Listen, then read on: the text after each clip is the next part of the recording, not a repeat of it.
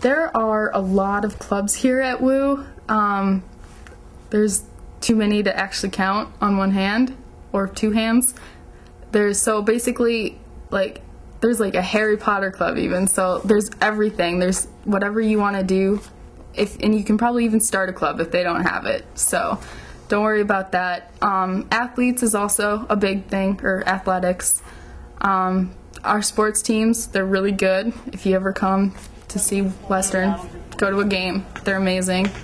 There's also intramurals. I know a lot of people who play, and it's just a way to get exercise and not have to worry about the pressures of being on the big team, because that sometimes can take a lot of commitment and time. I know a lot of people who are liberal, but I know a lot of people who are conservative. So, I mean, it's a big mix, and there's no telling which way we are.